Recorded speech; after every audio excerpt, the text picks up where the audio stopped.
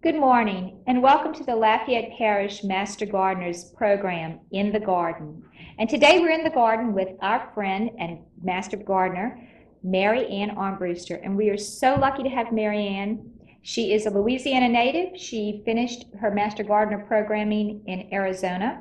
She is a professor of biochemistry and she's here to share with us spring vegetable gardening and integrated pest management. Thank you for joining us, Mary Ann. We really appreciate it. Well, thank you for having me.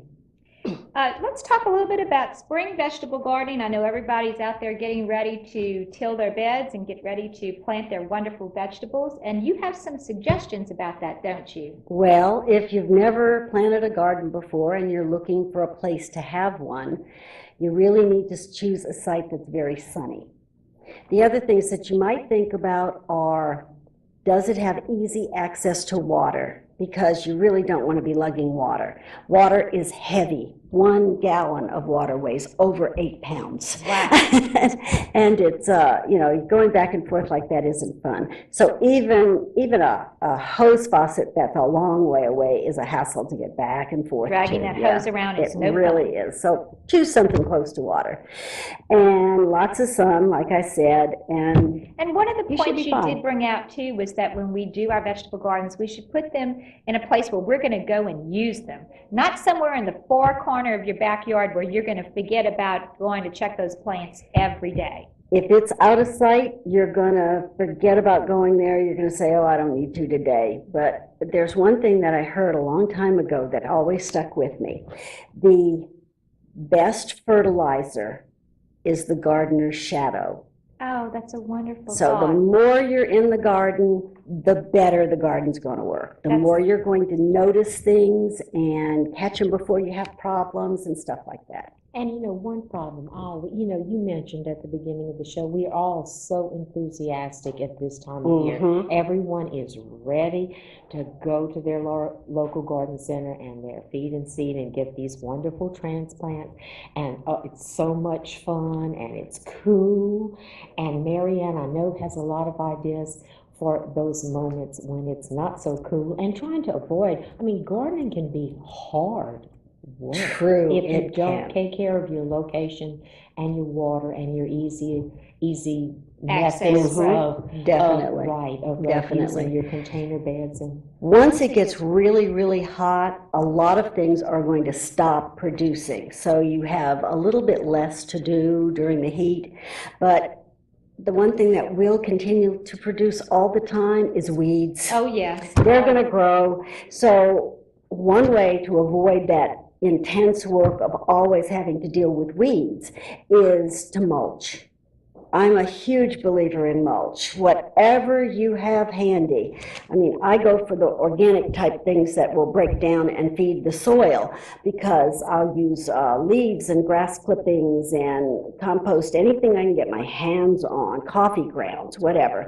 But my stuff, my beds have a deep layer of mulch on them. Right. One of the recommendations that I've seen in your work is lasagna gardening. Yes, which is, definitely. There is a book called Lasagna Gardening, and maybe you can explain a little bit to our listening audience about what that is. Well, this is a way to grow literally anywhere. You don't have to have a great spot. You don't have to have a lot of land. You don't have to even have soil, because you're going to make your own soil with this. You can start on a cement driveway if you want to. Wow. And you build up the sides and then you fill it with things. And you can sort of see from here, it's layers of stuff. You might put down old straw and manure and then put on a layer of cardboard and then lay on a little bit of soil and some compost. And you keep layering it just like you do lasagna when you're making it. And it's it all breaks down. So about how long does it take the process and before you can plant in it? Well, if you top it with a good layer of compost, you can plant right away. Wow, You that's can. great. But if you don't, it's great if you can, say, do this in the fall and let it And sit. get ready for spring. Mhm. Right. And so definitely you want your lasagna garden also in a very sunny location where you have access to water and Definitely. you use it every day. I've had Which I- great- Absolutely. Great success using banana leaves. Oh, Yes. good If your idea. bananas got Yes. nipped in that last freeze that we had, Use that up. they are wonderful filler for a lasagna bed. That's a great It idea. gives you that height. Well, that is a great idea, yes. And let's talk a little bit, we started talking about how to construct a garden, rows versus contained beds. Well, rows are pretty much made from machines, and they waste a huge amount of space. So unless you've got all the space in the world and aren't worried about it, and already have all the machinery, I go with beds. I build my beds 4 feet wide and 25 feet long. Now that makes it really, really easy to do any calculations for if you're going to fertilize or 100 put square anything feet. on there. 100 square feet, exactly. So some people will say 25 is too long, but it doesn't bother me in the least. I don't have any problem walking around it. And you can access the bed. From either either side. right. At 4 feet, I can reach to the center from each side. And that's a very important point too. You want to be able to get into your beds to weed without having to actually walk into your Yes, beds to weed. definitely. So not too wide. And No. you're not a big fan of using a tiller. No, definitely not. It's a lot of work. It destroys the soil structure. And even just digging destroys the soil structure. So once I have my beds made, at most I'm going to use a hand trowel to make a little hole and, you know, So then when you, apologize to the micro herd for disturbing them. so when you amend, you just amend right on top. On You top, don't- right. Oh, that's Mhm, interesting. yes. And really, every time you turn that soil over too, you're bringing up weed Weed seed. seeds, seeds, yes, yes. So, yes. yeah, you know, that's Mhm. another, I mean, I know there are fans of tilling. Mhm, right. You know, that just love to get out there this time of year and till and till and till and till. It's a personal choice. I have a tiller, I just never use it. I'm sure our viewers probably appreciate the fact that we're giving them advice about how to do less work. That's right. Exactly, Mhm. exactly. And I know as I get older, my back is not as strong as it used to be, and I find Mother Nature does the jobs for me just as well as I can, in fact, better than I can. Well, let's talk a little bit about what we should be planting right now, Oh, and when to plant it. well, right now, well, for one thing, this is a great book. Anybody can get this book. Go to the agcenter.lsu.edu. Want to take that? Okay. And you can order this book. It's wonderful. It's written specifically for Louisiana, so it doesn't give you something that's only good in Maine, you know, or Ohio. Great states, but, you know, we don't live there.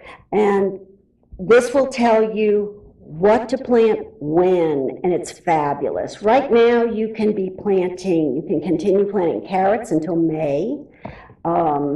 You can be putting bean seeds in the ground. I have my last beets I planted a few weeks ago, and they're a little bit up, but it's a little late for them. It's late for peas now. You can start planting most of your summer vegetables now.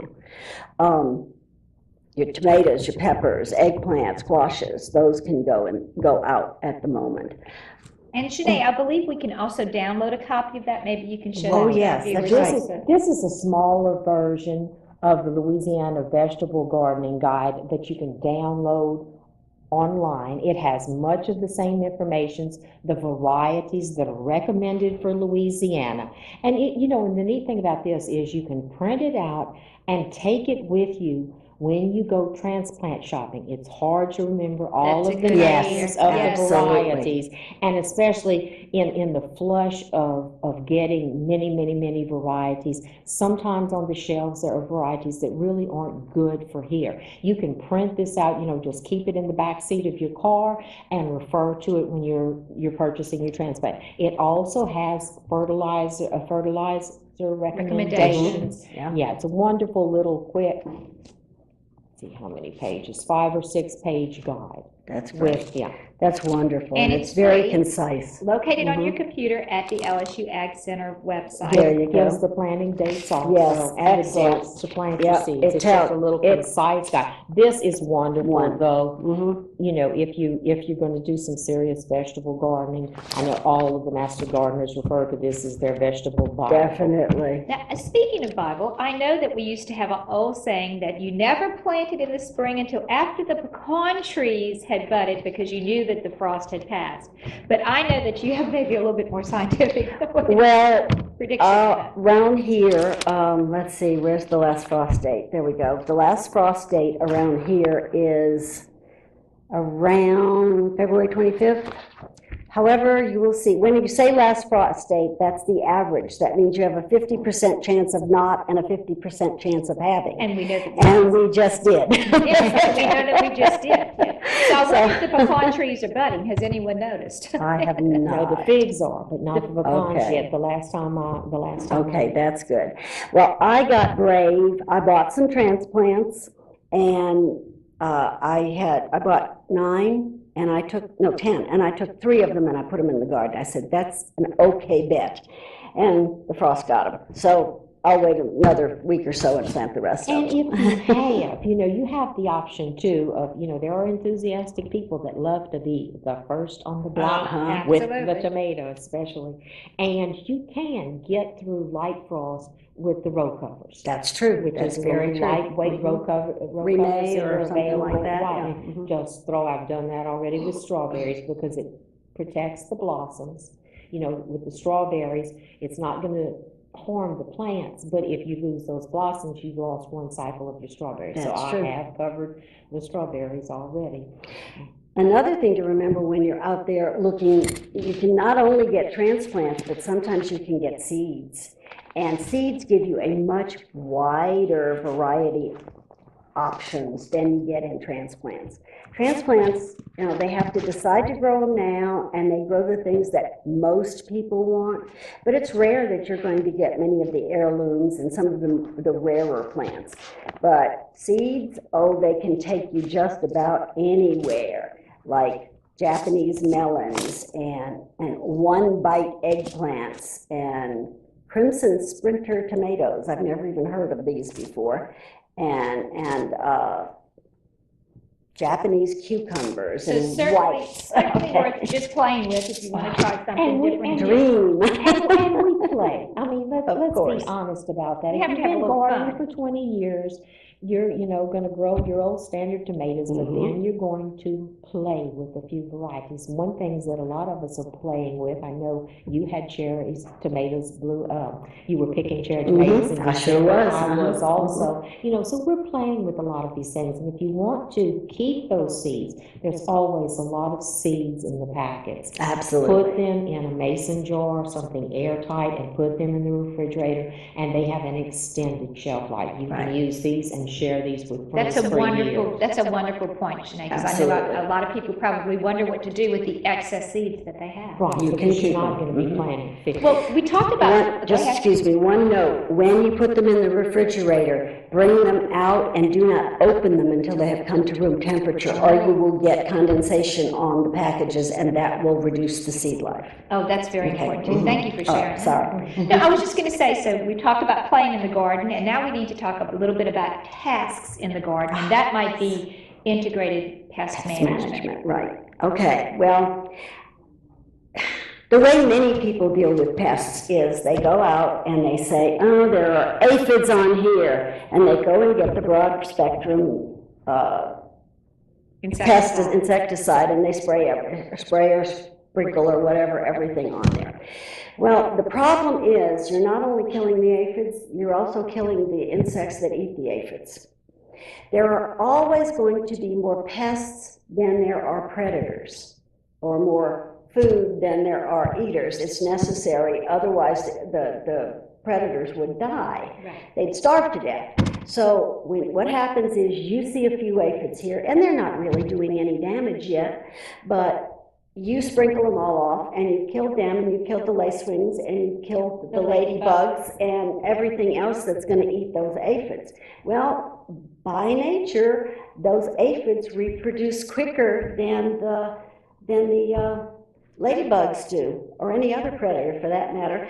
And so just when the predators are beginning to get back up and start to reproduce, you see more of them, and so you hit them again. Well, if instead of doing that, you let nature have a chance to work, when you see these guys, squish a few of them, or spray them off with some water. That gets rid of those, but it doesn't do anything to the predators. And once they've had a chance to increase their populations a little, lay some eggs, get their larvae up, and it's the larvae that are the real eaters. And I think that's a very important point, because I think that we are not really familiar with the larvae of ladybugs or lacewings. Right. Or maybe you could share a little bit of that information. I think we have pictures of the ladybug larva and the lacewing larva. I like your description of them as little They alligators. look like little alligators, exactly. If you've seen bugs on your plants that kind of look like a little alligator, and they're black and red. There we go. All right. That's a ladybug larva. You are going to leave that alone, because that's a predator that's going to be eating the aphids and other bad sucking plants. And the lacewing larva looks very much like that, except it's sort of brown and tan instead of being black and orange. So that's a good bug. Right. And good it's bug. kind of important, as Marianne's pointing out, to know that to save money, you're not going to have to buy all these expensive chemicals, and plus your produce is going to be so much healthier and more organic. And describe the lacewing eggs too. Oh, the lacewing eggs are really cool. They are the whole thing will be about this far off of a leaf, and it's a little tiny stem with an egg at the end of them, very individual and discreet. There'll be a little bunch, maybe 8 or 10 of them like that, but each one is at the end of a long stem, and they're kind of cream colored, so they're very unique. If you see those, leave them alone, don't mess with them. And they're generally on the underneath side. Generally on the underneath or on the stem under here. Stem. Yes. Another good predator, the lacewing insect. Definitely. And then let's talk a little bit about the tomato hornworm, because I know if you've ever seen one, they are big and they are scary. Right. Well, first of all, they're not going to do you any harm. But they will decimate your tomato plants in next to no time. So they won't sting you if you go to remove them? No, I pick them up and move them. So I try to keep some plants that I don't mind, some extra parsley or dill or something, and I'll take them over and put them on and just let them eat that. That's fine. Okay. Because as adults, they become skippers or hummingbird moths. They're really kind of nice as the adults, so I enjoy them, and I don't want to get rid of too many of them. And these things we had a picture of are large. It's hard to tell from the picture, but they're the size of your thumb. Definitely. If you've ever seen They can be this long, That's somewhere 3 from inches here long. like I've that. seen them Yeah, that they're big, big. yeah. But as we said, they don't bite, they don't sting, they're not going to harm you in any way. Right.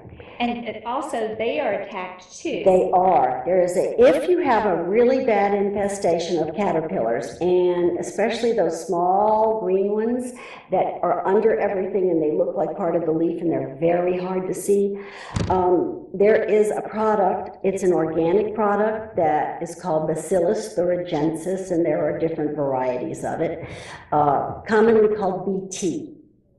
You can mix that up or spray the powder or whatever. It will only kill the caterpillars. It won't kill their predators. So you're okay using that. But also, there's a wasp that preys on caterpillars in particular. It's a very small wasp. It's not one of the stinging ones. And what they do is the female comes and lays its egg on the caterpillar. As the larvae develop, they go inside the caterpillar and they literally eat it from the inside out. But while they're doing that, they're growing, and then they're going to make more of these. That's a picture of a caterpillar with a bunch of little cocoons on it, and they're going to hatch out into more wasps that will then go lay their eggs and kill more caterpillars. So you want to leave that alone. You see anything like that, you leave it alone. Very good. Isn't BT also in our mosquito dunks? It is. So we have an Pretty example sure. of mosquito dunks. Maybe you can, in the red package right there. Yeah. Every homeowner in Louisiana should have this product to prevent mosquito larvae and to kill mosquito larvae. And you just need, if you have a dog bird bath or a water fountain, you don't have to use the whole dump. You can break it into little pieces and just drop a little piece into your water. And you can also get it in granule form, which is much easier to handle for small. It's also cheaper. And it gives, it gives directions on the back about, square footage if your bird bath is about this side. And it does not harm. Let's talk about that. It does not harm People, pets, people or birds. Right. It is just. It's like a disease that's very specific. People get measles, dogs don't. Okay, this is a disease for caterpillars and mosquitoes. So what a great problem. It really is. Now, we have a picture of our ladybugs up on the... We did. But another thing that we need to look at are the leaf-footed bugs. We get a lot of leaf-footed bugs around here.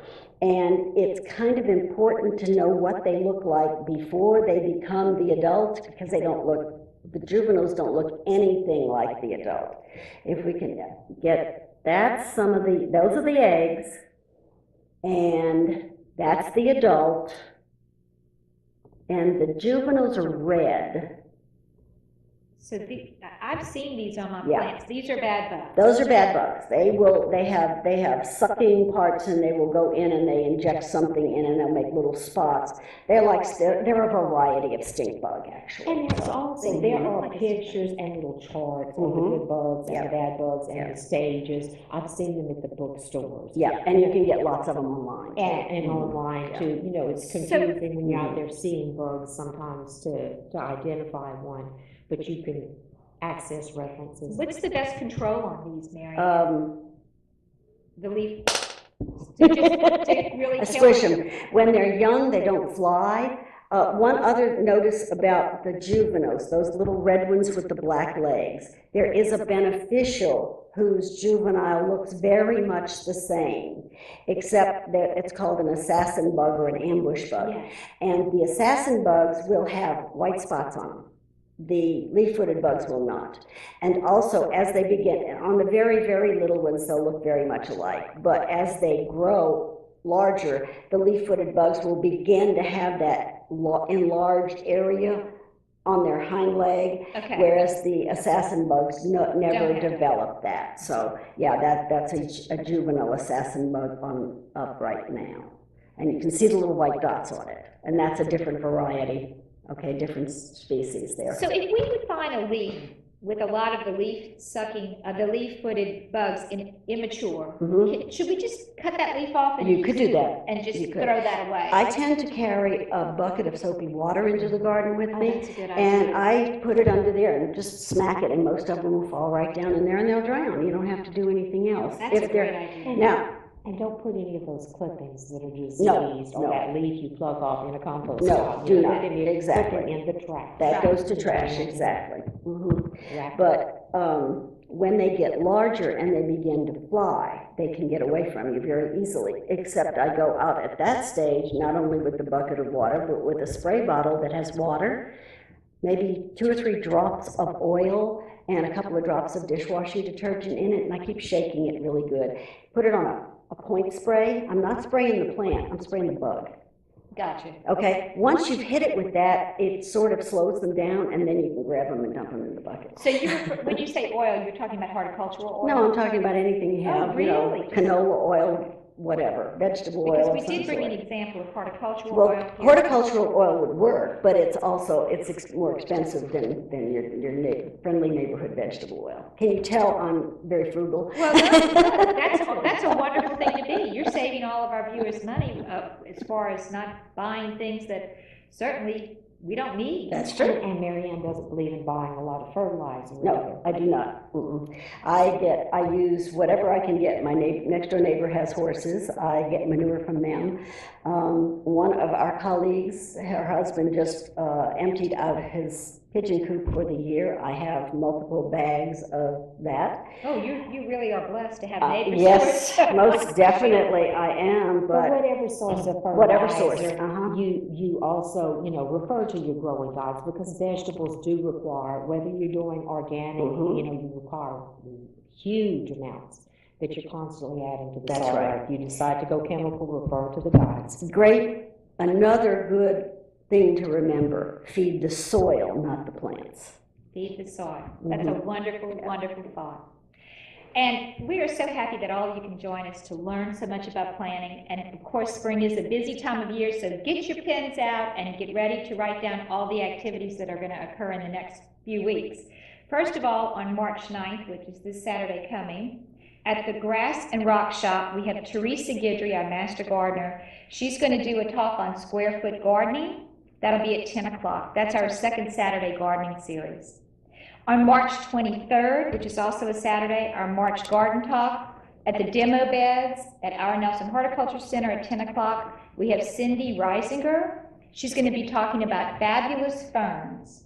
In April 12th through the 13th, at Sarah Scheffler's residence on Simcoe, she's holding her Southern Garden Festival, which is a fundraiser for Acadiana Promise, Family Promise of Acadiana. We hope you can all make it there. And lastly, and very importantly, on April 20th, we have our spring plant sale. 8 o'clock at the demo beds, be there early, they sell out quickly. And at 10 o'clock, we have our plant swap. We are so happy you could join us today in the garden with the Lafayette Parish Master Gardeners. Janae, thank you. And Mary Ann, thank you so much for being with us. It's been a pleasure. Thank you. It's so nice to be able to share all this wonderful knowledge. If you do have, we always run through information so quickly. If you have vegetable gardening,